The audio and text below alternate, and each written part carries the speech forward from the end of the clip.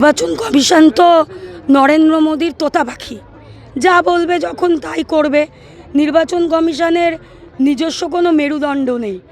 দিল্লির জমিদাররা যা বলতে বলবে যখন ওরা তাই করবে, মেরুদণ্ড ওদের ভাঙা।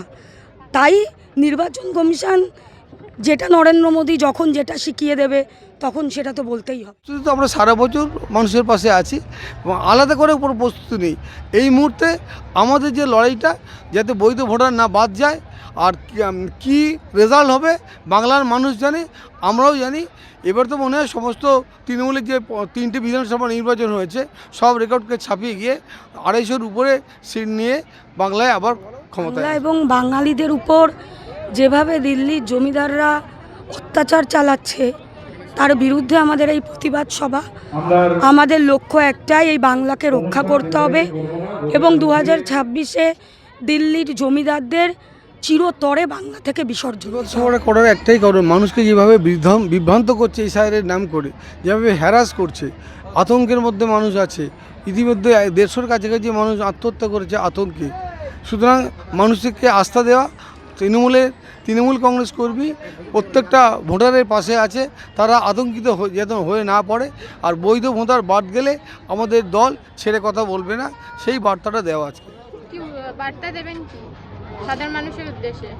সাধারণ মানুষের স্বার্থে তৃণমূল কংগ্রেস লড়াই করছে এবং করবে, এবং এসআইআরের মাধ্যমে যদি কোনো বৈধ ভোটারের নাম বাদ দেওয়ার ঘৃণ্য চক্রান্ত বিজেপি সরকার করে, আমরা তৃণমূল কংগ্রেস সেক্ষেত্রে লড়াই করব এবং আমরা দ্রাত্য ভাষায় বলছি কোনো বৈধ ভোটারের নাম আমরা বাদ দিতে দিইনি এবং আগামী দিনেও দেব। মানুষকে না বিভ্রান্ত করছে, হ্যারাস করার চেষ্টা করছে, আতঙ্ক তৈরি করার চেষ্টা করছে।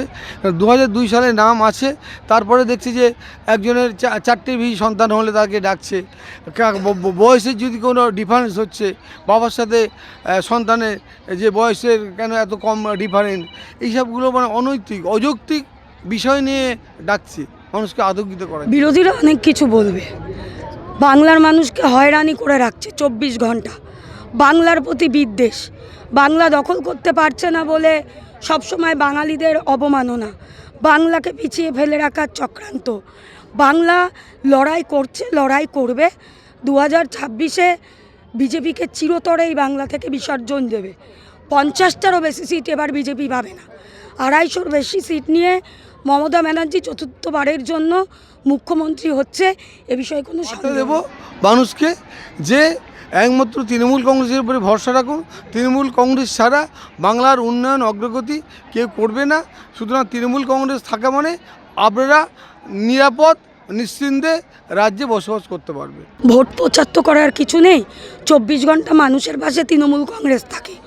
ভোটের প্রচার তো বিজেপিরা করে, কারণ সারা বছর খুঁজে পাওয়া যায় না। নির্বাচনের সময় পরিযায়ী পাখির মতো এসে প্রচার করে আমাদের ভোট দিন, ভোট দিন। তৃণমূল কংগ্রেসকে ভোট চাইতে হয় না, কারণ তৃণমূল কংগ্রেস সাধারণ মানুষের মনের মনি কোথায় আছে, মানুষ ভালোবেসেই তৃণমূল কংগ্রেসকে ভোট দেয়।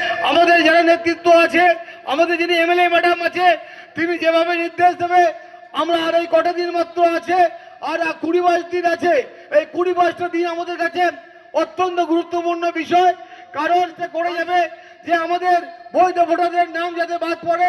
কিন্তু আমরা তাদের চক্রান্ত যেভাবে আমরা প্রতিহত করার চেষ্টা করে এসেছি, আশা করি আর কয়েকটা দিন আমরা এইভাবে দাঁতে দাঁত চেপে আমরা প্রত্যেকটা কর্মীরা, প্রত্যেকটা যাদের হিয়ারিংয়ে ডাকছে তাদেরকে সহযোগিতা করা, হিয়ারিংয়ে তারা যাতে উপস্থিত হয় তাদের পাশ থেকে আমাদের সহযোগিতা করা, এইভাবে আমাদের দলের নির্দেশ মতো আমরা আমাদের কাজ করে যাব।